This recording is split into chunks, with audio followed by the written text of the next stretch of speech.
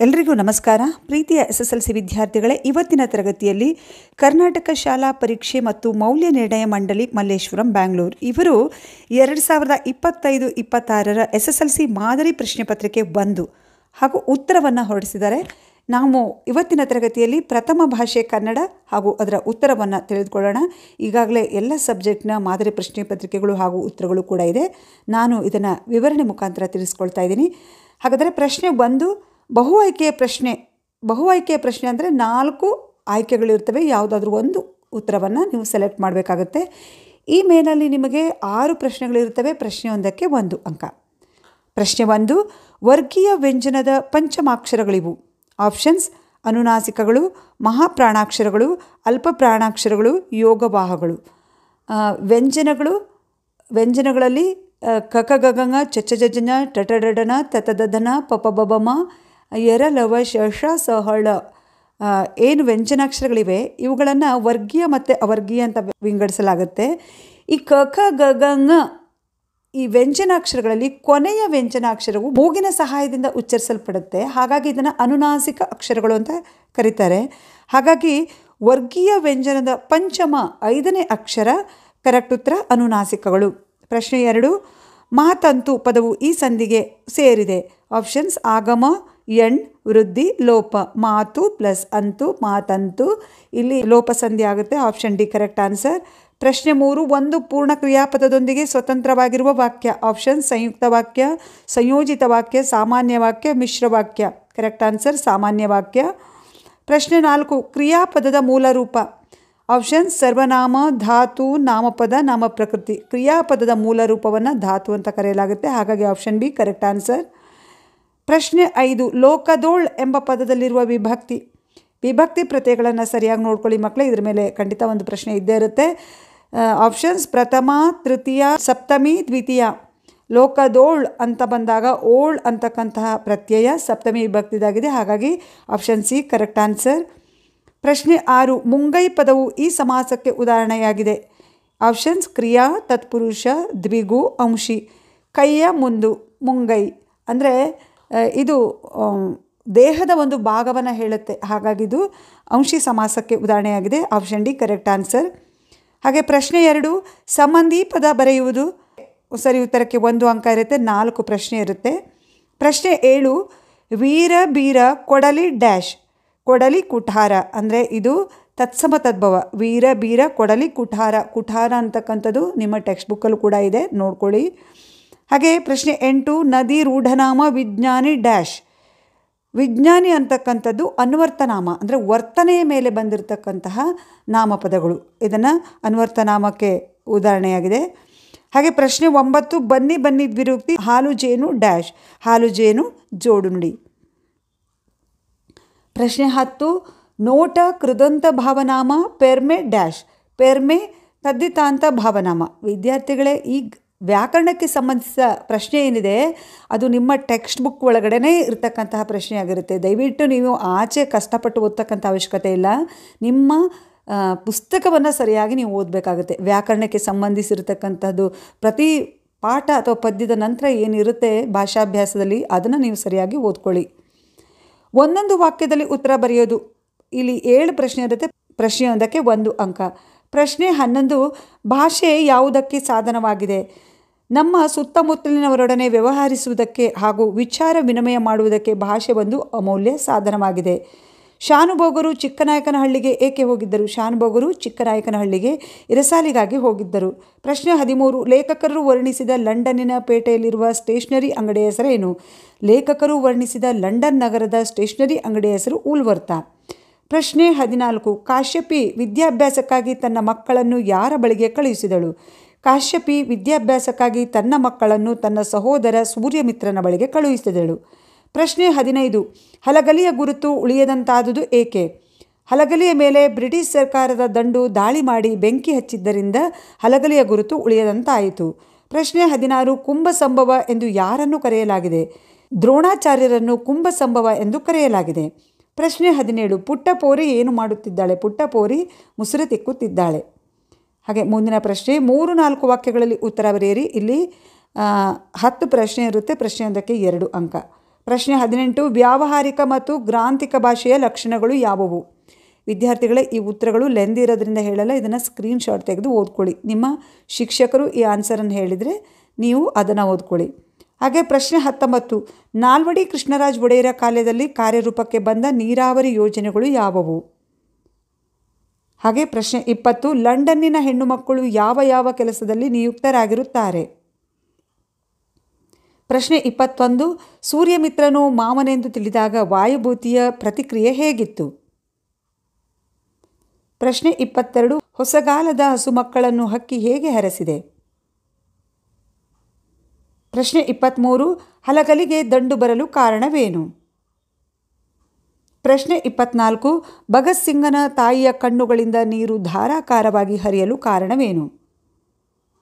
ಪ್ರಶ್ನೆ 25 ವಿವೇಕಾನಂದರ ದೃಷ್ಟಿಯಲ್ಲಿ ದೇಶದ ಪ್ರಗತಿ ಹೇಗೆ ಸ್ಥಿರವಾಗುವುದು? ಪ್ರಶ್ನೆ 26 ಭಗವಂತನಲ್ಲಿ ಶರಣಾಗುವ ಭಾವ ಅಕ್ಕ ಮಹಾದೇವಿಯ ವಚನದಲ್ಲಿ ಹೇಗೆ ವ್ಯಕ್ತಗೊಂಡಿದೆ?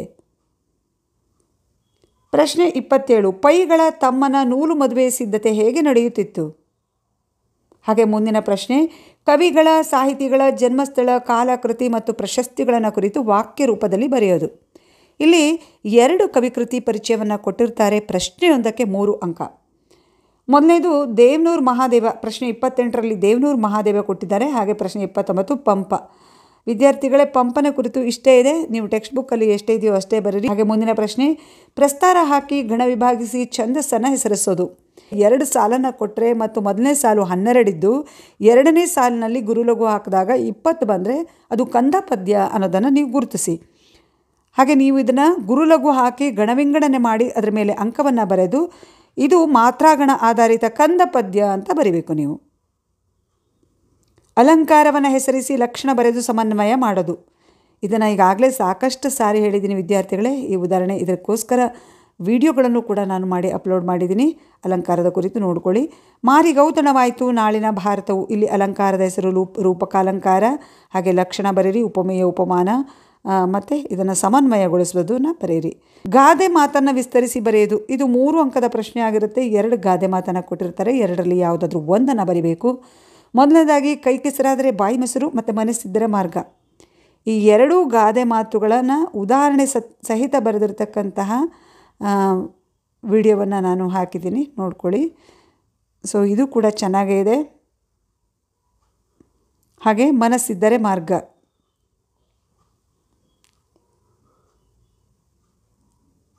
ಹಾಗೆ ಮುಂದಿನ ಪ್ರಶ್ನೆ ಸಂದರ್ಭವನ್ನು ಸ್ವಾರಸ್ಯದೊಂದಿಗೆ ಬರೆಯೋದು. ಇಲ್ಲಿ 6 ಪ್ರಶ್ನೆ ಇರುತ್ತೆ, ಪ್ರಶ್ನೆಯೊಂದಕ್ಕೆ 3 ಅಂಕ. ಪ್ರಶ್ನೆ 33 ಮಡಿಯಬೇಕಾದರೆ ಮಾಡಿಯೇ ಮಡಿಯುತ್ತೇನೆ. ಪ್ರಸ್ತುತ ಈ ವಾಕ್ಯವನ್ನು ಎನ್ ಮೂರ್ತಿರಾವ್ ಅವರು ಬರೆದ ಸಮಗ್ರ ಲಲಿತ ಪ್ರಬಂಧಗಳು ಎಂಬ ಕೃತಿಯಿಂದ ಆಯ್ದ ವ್ಯಾಘ್ರಗೀತೆ ಎಂಬ ಗದ್ಯಪಾಠದಿಂದ ಆರಿಸಿಕೊಳ್ಳಲಾಗಿದೆ. ಹಾಗೆ ಸಂದರ್ಭ ಮತ್ತು ಸ್ವಾರಸ್ಯ ಎರಡನ್ನೂ ನೀಟಾಗಿ ಬರೀರಿ. ಪ್ರಶ್ನೆ 34 ತಾವು ಕಡಿಮೆ ಮಾತನಾಡಿದ್ದೀರಿ, ಹೆಚ್ಚು ಕೆಲಸ ಮಾಡಿದ್ದೀರಿ. ಪ್ರಸ್ತುತ ಈ ವಾಕ್ಯವನ್ನು DS ಜಯಪ್ಪಗೌಡ ಅವರು ಬರೆದ ದಿವಾನ್ ಸರ್ ಎಂ ವಿಶ್ವೇಶ್ವರಯ್ಯನವರ ಕಾರ್ಯ ಸಾಧನೆಗಳು ಕೃತಿಯಿಂದ ಆಯ್ದ ಭಾಗ್ಯಶಿಲ್ಪಿಗಳು ಎಂಬ ಗದ್ಯಪಾಠದಿಂದ ಆರಿಸಿಕೊಳ್ಳಲಾಗಿದೆ. ಹಾಗೆ ಉತ್ತರವನ್ನು ಕೂಡ ಸರಿಯಾಗಿ ನೋಡ್ಕೊಳ್ಳಿ. ಮುಂದಿನ ಪ್ರಶ್ನೆ 35 ಯುದ್ಧಕ್ಕೆ ಹೋದ ತನ್ನ ಮಗನ ಕಣ್ಣುಗಳಂತೆ ಇವೆಯಲ್ಲ. ಇದು ಪ್ರಸ್ತುತ ಈ ವಾಕ್ಯವನ್ನು ಸಾರಾ ಅಬೂಬಕರ್ ಅವರು ಬರೆದ ಚಪ್ಪಲಿಗಳು ಕೃತಿಯಿಂದ ಆಯ್ದ ಯುದ್ಧ ಎಂಬ ಗದ್ಯಪಾಠದಿಂದ ಆರಿಸಿಕೊಳ್ಳಲಾಗಿದೆ. ಈ ಉತ್ತರವನ್ನು ಕೂಡ ನೋಡ್ಕೊಳ್ಳಿ. ಹಾಗೆ ಪ್ರಶ್ನೆ 36 ತೇಲಿಸಿ ಮುಳುಗಿಸಿ ಕಂಡ ಕಂಡಗಳ. ಆಯ್ಕೆ ಪ್ರಸ್ತುತ ಈ ಸಾಲನ್ನು ದ.ರಾ ಬೇಂದ್ರೆಯವರು ಬರೆದ ಗರಿ ಎಂಬ ಕವನ ಸಂಕಲನದಿಂದ ಆಯ್ದ ಹಕ್ಕಿ ಹಾರುತ್ತಿದೆ ನೋಡಿದಿರಾ ಎಂಬ ಪದ್ಯಪಾಠದಿಂದ ಆರಿಸಿಕೊಳ್ಳಲಾಗಿದೆ. ಹಾಗೆ ಉತ್ತರವನ್ನು ಕೂಡ ನೋಡ್ಕೊಳ್ಳಿ. ಪ್ರಶ್ನೆ 37 ದಿನಪಸುತನಂ ಕೊಲಿಸಿದ ನೆಲನೊಡನೆ ಮತ್ತೆ ಪೊದುವಾಳ್ದೆಪನೆ. ಪ್ರಸ್ತುತ ಈ ಸಾಲನ್ನು ರನ್ನನು ಬರೆದ ಸಾಹಸ ಭೀಮ ವಿಜಯಂ ಕೃತಿಯಿಂದ ಆಯ್ದ ಚಲಮನೆ ಮೆರೆಬಂ ಎಂಬ ಪದ್ಯಪಾಠದಿಂದ ಆರಿಸಿಕೊಳ್ಳಲಾಗಿದೆ. ಹಾಗೆ ಉತ್ತರವನ್ನು ಕೂಡ ಇಲ್ಲಿ ನೀವು ಸ್ಕ್ರೀನ್ಶಾಟ್ ತೆಗೆದು ಓದ್ಕೊಳ್ಳಿ. ಪ್ರಶ್ನೆ 38 ಹಕ್ಕಿಯ ಕೊರಳಿಂಪು ಹಸಿರು. ಪ್ರಸ್ತುತ ಈ ಸಾಲನ್ನು ಕುವೆಂಪುರವರು ಬರೆದ ಪಕ್ಷಿ ಕಾಶಿ ಕೃತಿಯಿಂದ ಆಯ್ದ ಹಸಿರು ಎಂಬ ಪದ್ಯಪಾಠದಿಂದ ಆರಿಸಿಕೊಳ್ಳಲಾಗಿದೆ. ಹಾಗೆ ಮುಂದಿನ ಪ್ರಶ್ನೆಗೆ ಹೋಗೋಣ. ಪ್ರಶ್ನೆ 10 ಪದ್ಯ ಭಾಗ ಪೂರ್ಣ ಮಾಡೋದು, ತಪ್ಪಿಲ್ಲದಂತೆ ಬರಿಬೇಕು. 2 ಪ್ಯಾರಾಗ್ರಾಫನ್ನು ಕೊಟ್ಟಿರ್ತಾರೆ, ಯಾವುದಾದ್ರೂ ಒಂದು ಪ್ಯಾರಾಗ್ರಾಫನ್ನು ಪೂರ್ಣಗೊಳಿಸಬೇಕಾಗುತ್ತೆ. ಮೊದಲು ಇದು ಯಾವ ಪದ್ಯ ಅನ್ನೋದನ್ನು ಮೇಲ್ಗಡೆ ಹೆಸರು ಬರೀರಿ. ಹಾಗೆ ಬರೆದಿರ್ತಕ್ಕಂತಹ ಕವಿಯ ಹೆಸರನ್ನು ಬರಿಬೇಕು. ನೀಟಾಗಿ ಪದ್ಯವನ್ನು ಬರೆದ್ರೆ ನಿಮಗೆ ಖಂಡಿತ 4 ಅಂಕ ಸಿಗುತ್ತೆ. ಇಲ್ಲಿ ಕಲುಷಿತವಾದಿ ನದಿ ಜಲಗಳಿಗಿದೆ, ಮತಗಳೆಲ್ಲವೂ ಪಥಗಳು ಎನ್ನುವ ಹಾಗೆ ಮುಂದಿನ ಪ್ರಶ್ನೆ 11, ಪದ್ಯಭಾಗವನ್ನು ಓದಿ ಅರ್ಥ ಮಾಡಿಕೊಂಡು ಅಡಕವಾಗಿರುವ ಮೌಲ್ಯವನ್ನು ಆಧರಿಸಿ ಸಾರಾಂಶ ಬರೆಯೋದು. ಇದು 4 ಅಂಕದ ಪ್ರಶ್ನೆ. ಇಲ್ಲಿ ಮಾರಿಗೌತಣವಾಯಿತು ನಾಳಿನ ಭಾರತವು, ಇದರ ಸಾರಾಂಶ ಕೂಡ ನಾನು ಕೂಡ ಹಾಕಿದ್ದೀನಿ ವಿದ್ಯಾರ್ಥಿಗಳೇ. ಆದರೆ ಇಲ್ಲಿ ಕೊಟ್ಟಿದ್ದಾರೆ ನೋಡಿ, ಸಾರಾಂಶ ಬರೆಯುವಾಗ ಮೊದಲು ಆಯ್ಕೆಯನ್ನು ಬರೀಬೇಕಾಗತ್ತೆ, ಹಾಗೆ ಪದ್ಯದ ಹಿನ್ನೆಲೆ ಕಥೆಯನ್ನು ಸ್ವಲ್ಪ ಬರೀಬೇಕಾಗತ್ತೆ. ಯಾಕಂದರೆ ಇದು 4 ಅಂಕದ ಪ್ರಶ್ನೆ ಆಗಿರೋದ್ರಿಂದ ಸ್ವಲ್ಪ ಲೆಂದಿ ಇರಬೇಕು ಆನ್ಸರು. ಜೊತೆಗೆ ಪ್ಯಾರಾಗ್ರಾಫಿಗೆ ಸಂಬಂಧಿಸಿರ್ತಕ್ಕಂತಹ ಸಾರಾಂಶನೂ ಕೂಡ ಇರಬೇಕು. ಪ್ರಶ್ನೆ 12, 8-10 ವಾಕ್ಯಗಳಲ್ಲಿ ಉತ್ತರಿಸೋದು. ಇಲ್ಲಿ 2 ಪ್ರಶ್ನೆ ಇರುತ್ತೆ. 41ರಲ್ಲಿ 2 ಪ್ರಶ್ನೆ, 42ರಲ್ಲಿ 2 ಪ್ರಶ್ನೆ ಇರುತ್ತೆ. 41ರಲ್ಲಿ 2 ಪ್ರಶ್ನೆಯಲ್ಲಿ ಯಾವುದಾದ್ರೂ ಒಂದಕ್ಕೆ ಉತ್ತರಿಸಿ, 42ರ ಯಾವುದಾದ್ರೂ ಒಂದಕ್ಕೆ ಉತ್ತರಿಸಬೇಕು. ಪ್ರಶ್ನೆಯೊಂದಕ್ಕೆ 4 ಅಂಕ. ನಂಬಿ ಕೆಟ್ಟವರಿಲ್ಲ ಎಂಬ ಮಾತು ಶಬರಿಯ ಪಾಲಿಗೆ ಹೇಗೆ ನೀಚವಾಗಿದೆ? ಶಬರಿಯ ಚಿಂತೆ ಹಿಂಗಿ ಹೋದ ಸಂದರ್ಭದ ಸ್ವಾರಸ್ಯವನ್ನು ವಿವರಿಸಿರಿ. ನೋಡಿ, ಇದು 41ರ ಮೊದಲನೇ ಪ್ರಶ್ನೆಗೆ ಉತ್ತರ. ಯಾರಿಗೆ ಉತ್ತರ ಸರಿಯಾಗಿ ಗೊತ್ತಿಲ್ವ ಸ್ಕ್ರೀನ್ಶಾಟ್ ತೆಗೆದು ಓದ್ಕೊಳ್ಳಿ. ಹಾಗೆ ಇದು 2ನೇ ಪ್ರಶ್ನೆಗೆ ಉತ್ತರ. ಹಾಗೆ ಪ್ರಶ್ನೆ 42ರ ಪ್ರಶ್ನೆಗಳು, ಲವನು ಯಜ್ಞಾಶ್ವವನ್ನು ಕಟ್ಟಲು ಕಾರಣವೇನು? ಲವನಲ್ಲಿದ್ದ ಕ್ಷಾತ್ರಗುಣ ವೀರಲವ ಪದ್ಯದಲ್ಲಿ ವ್ಯಕ್ತಗೊಂಡಿರುವುದನ್ನು ನಿಮ್ಮ ಮಾತುಗಳಲ್ಲಿ ಬರೆಯಿರಿ. ಹಾಗೆ ಇದು ಮೊದಲನೇ ಪ್ರಶ್ನೆಗೆ ಉತ್ತರ. ಹಾಗೆ ಇದು 2ನೇ ಪ್ರಶ್ನೆಗೆ ಉತ್ತರ. ಹಾಗೆ ಪ್ರಶ್ನೆ 13, ಗದ್ಯ ಭಾಗವನ್ನು ಓದಿಕೊಂಡು ಪ್ರಶ್ನೆಗಳಿಗೆ ಉತ್ತರ ಬರೆಯೋದು. ಅಂದರೆ ಒಂದು ಪ್ಯಾಸೇಜನ್ನು ಕೊಟ್ಟಿರ್ತಾರೆ, ನೀವು ಅದನ್ನು ಸರಿಯಾಗಿ ಓದ್ಕೊಳ್ಳಿ.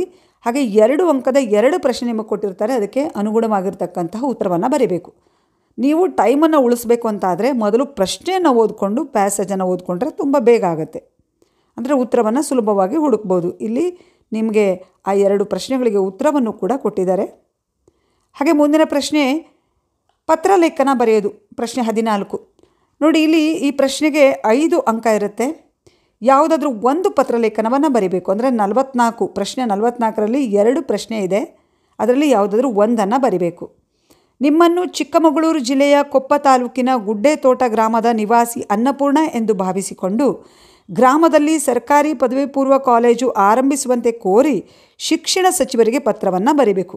ಇಲ್ಲಿ ನೀವು ಶಿಕ್ಷಣ ಸಚಿವರು, ಹಾಗೆ ಇದು ಯಾವುದು ಕೊಪ್ಪ ತಾಲೂಕು ಅಂತ ಹಾಕಿ ಚಿಕ್ಕಮಗಳೂರು ಜಿಲ್ಲೆ, ಶಿಕ್ಷಣ ಸಚಿವರು, ತಾಲೂಕು ಕೊಪ್ಪ, ಚಿಕ್ಕಮಗಳೂರು, ಇವರಿಗೆ ನೀವು ಪತ್ರವನ್ನು ಬರಿತೀರಿ. ಯಾರು ನೀವು? ಅನ್ನಪೂರ್ಣ, ಗುಡ್ಡೆತೋಟ ಗ್ರಾಮ ನಿವಾಸಿ, ಗುಡ್ಡೆತೋಟ, ಕೊಪ್ಪ, ತಾಲೂಕು ಕೊಪ್ಪ, ಚಿಕ್ಕಮಗಳೂರು ಜಿಲ್ಲೆ. ಇದು ನಿಮ್ಮ ವಿಳಾಸ ಆಗಿರುತ್ತೆ. ನೀವು ಇವರಿಗೆ, ಯಾರಿಗೆ? ಶಿಕ್ಷಣ ಸಚಿವರಿಗೆ ಅರ್ಜಿ ಪತ್ರವನ್ನು ಬರೀಬೇಕು.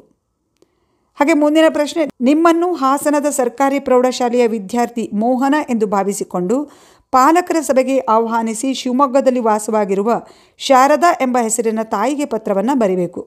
ಇಲ್ಲಿ ನಿಮ್ಮ ಹೆಸರು ಏನಾಗಿರುತ್ತೆ? ಮೋಹನ, ಯಾವುದು? ಸರ್ಕಾರಿ ಪ್ರೌಢಶಾಲೆ ಹಾಸನ.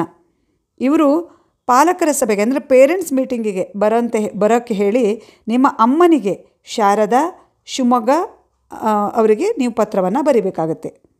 ಯಾವುದಾದ್ರೂ ಒಂದು ಪತ್ರಕ್ಕೆ ಉತ್ತರಿಸಬೇಕು. ನೋಡಿ, ಸ್ಥಳ ಕೂಡ ಕೊಟ್ಟಿದ್ದಾರೆ, ಇವರಿಂದ ಅಂತಕ್ಕಂಥ ಅಡ್ರೆಸ್ ಕೂಡ ನಿಮಗೆ ಕೊಟ್ಟಿದ್ದಾರೆ. ಇಲ್ಲಿ ಯಾವ ರೀತಿ ಬರೀಬೇಕು ಅನ್ನೋದ್ರ ಬಗ್ಗೆ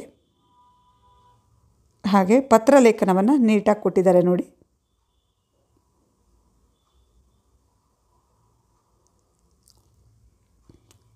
ಹಾಗೆ ಇದು 2ನೇ ಪತ್ರಲೇಖನ.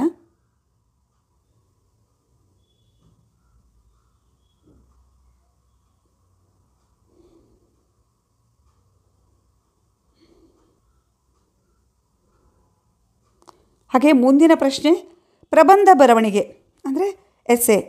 ಇದು ಕೂಡ 5 ಅಂಕದ ಪ್ರಶ್ನೆಯಾಗಿರುತ್ತೆ. ಯಾವುದಾದ್ರೂ 2 ಪ್ರಬಂಧವನ್ನು ಕೊಡ್ತಾರೆ, ನೀವು ಒಂದು ಪ್ರಬಂಧಕ್ಕೆ ಉತ್ತರಿಸಬೇಕಾಗುತ್ತೆ. ರಾಷ್ಟ್ರೀಯ ಹಬ್ಬಗಳ ಮಹತ್ವ. ಹಾಗೆ ಇನ್ನೊಂದು ಪ್ರಶ್ನೆ ಕನ್ನಡ ಭಾಷೆಯ ಬೆಳವಣಿಗೆ ಮತ್ತು ಸವಾಲುಗಳು. ಈಗಾಗಲೇ ರಾಷ್ಟ್ರೀಯ ಹಬ್ಬಗಳ ಮಹತ್ವ ಪ್ರಬಂಧ ಹಾಕಿದ್ದೀನಿ. ಮುಂದಿನ ದಿನಗಳಲ್ಲಿ ಈ ಪ್ರಬಂಧವನ್ನು ಕೂಡ ಹಾಕ್ತಾಯಿದ್ದೀನಿ. ನೋಡಿ ವಿದ್ಯಾರ್ಥಿಗಳಾದರೆ ರಾಷ್ಟ್ರೀಯ ಹಬ್ಬಗಳ ಮಹತ್ವ ಕುರಿತು ಇವರು ಕೂಡ ಕೀ ಆನ್ಸರಲ್ಲಿ ಕೊಟ್ಟಿದ್ದಾರೆ.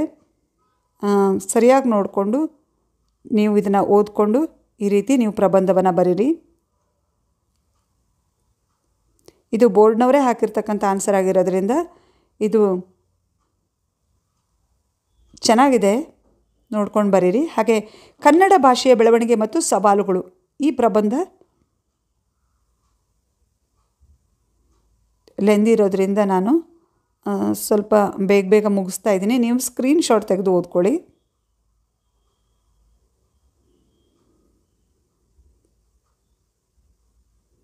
ಓಕೆ, ಇಲ್ಲಿವರೆಗೆ ವಿದ್ಯಾರ್ಥಿಗಳೇ 2025-26ರ ಪ್ರಥಮ ಭಾಷೆ ಕನ್ನಡ ಮಾದರಿ ಪ್ರಶ್ನೆ ಪತ್ರಿಕೆ 1 ಇದರ ಉತ್ತರವನ್ನು ತಿಳಿದುಕೊಂಡ್ರಿ. ವಿಡಿಯೋ ಇಷ್ಟ ಆದರೆ ಪ್ಲೀಸ್ ಒಂದು ಲೈಕ್ ಮಾಡಿ, ಹಾಗೆ ನಿಮ್ಮ ಫ್ರೆಂಡ್ಸ್ಗಳಿಗೂ ಕೂಡ ಶೇರ್ ಮಾಡಿ ಅಂತ ಹೇಳ್ತಾ ಮುಂದಿನ ವಿಡಿಯೋದಲ್ಲಿ ಸಿಗ್ತಾ ಇದ್ದೀನಿ. Thank you.